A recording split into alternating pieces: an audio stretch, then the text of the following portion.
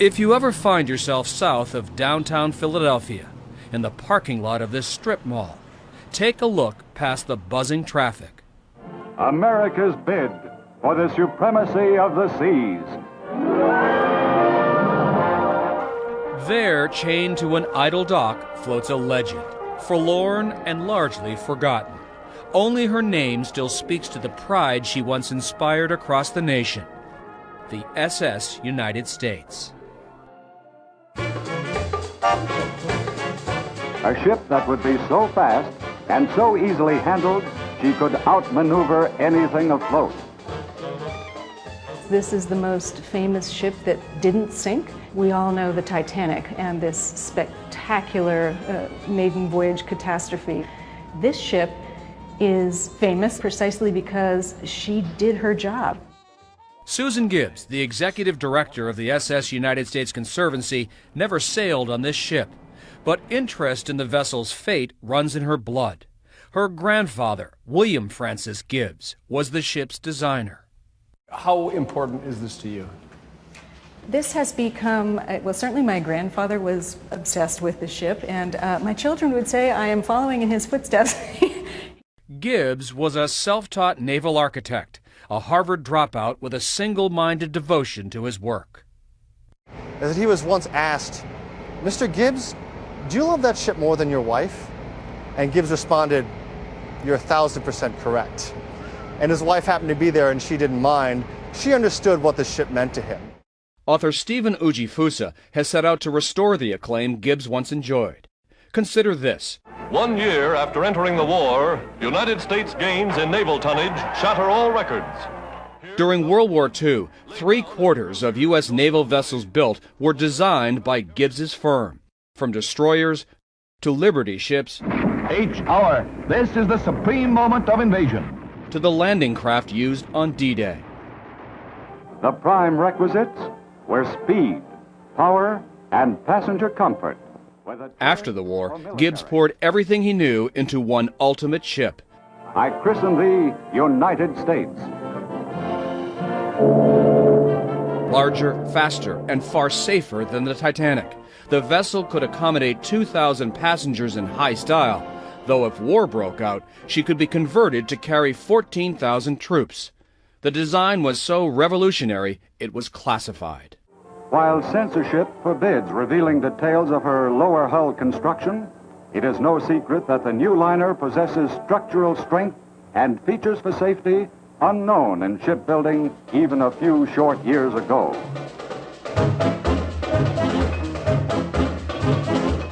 On her very first Atlantic crossing in July 1952, she set the world speed record, 3 days, 10 hours, and 40 minutes.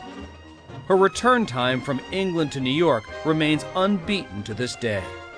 On her return to New York City, nearly everyone seemed to turn out to see the sleek new ship glide into the harbor. Imagine taking a structure the size of the Chrysler Building, turning it on its side, and pushing it through the Atlantic at 44 miles per hour. That's a heck of a lot of engineering. And on top of that, make it the most beautiful ship in the world. This beautiful ship attracted the beautiful people of her day. Marilyn Monroe, Marlon Brando, the Duke and Duchess of Windsor, artist Salvador Dali. Even that legendary European beauty, the Mona Lisa, made the crossing aboard the Big U. It was a heady experience for everyone on board. I remembered how absolutely gorgeous those stacks were, what it looks like when it's painted properly. Back in 1958, 5-year-old Roz McPherson and her family sailed to her father's new army posting in Europe. They had come from the segregated South. But McPherson discovered something remarkable on board. The ship was colorblind. You figure that's 1958. That was a big deal to us as a family from the South, because I would not have been frolicking in a pool in New Orleans, I can guarantee that. With the white kids and white families. With white kids and white families. Here my parents are dressed up in the lounge, sitting there with white people. We were really treated like regular human beings on this voyage.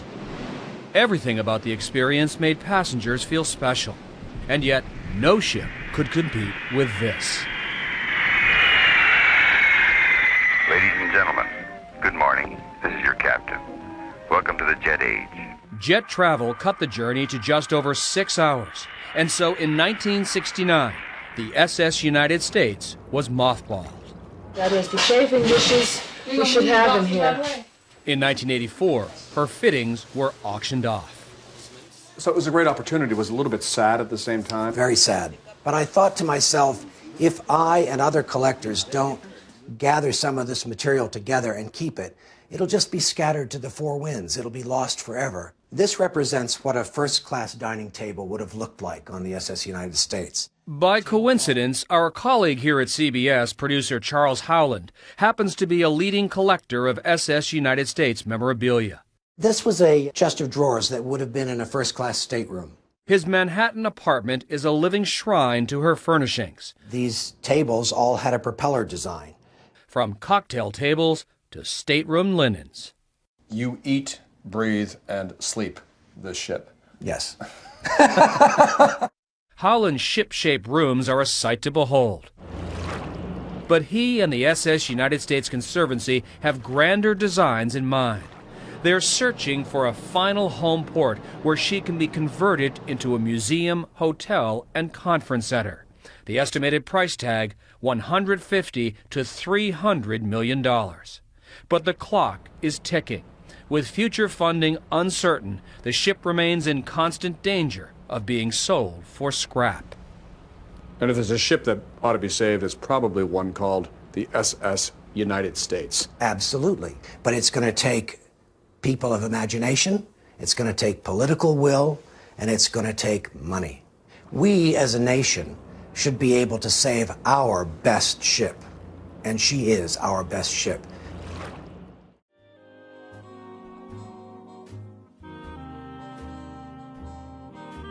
Visit SaveTheUnitedStates.org to take part in the restoration of the SS United States in a very personal way. From your web browser at SaveTheUnitedStates.org, you can explore a detailed rendering of the ship and zoom in to select the piece of the ship you wish to save for only $1 per square inch. You can personalize your part of the ship by posting your own images and words. In addition, you can even select badges and colors to make your piece of the ship stand out. Once your donation is complete, you can share your creation through Facebook, Twitter, or email, allowing friends and family to link directly to your piece of the ship and start their own journey. As you explore the ship, see who else has joined the effort, view their photos, and read about their personal connections to the United States. Search every inch of the ship and find interesting facts about various onboard locations, and explore our interactive timeline to gain a better understanding of the ship's rich history. Going beyond your donation, anything you discover at SaveTheUnitedStates.org can be shared through social media to help spread the word. A simple $1 donation can save a specific piece of America's flagship for yourself, your children, or your grandchildren. You can start right now from your computer. Go to SaveTheUnitedStates.org to help restore America's flagship. Remember, SaveTheUnitedStates.org. Thank you.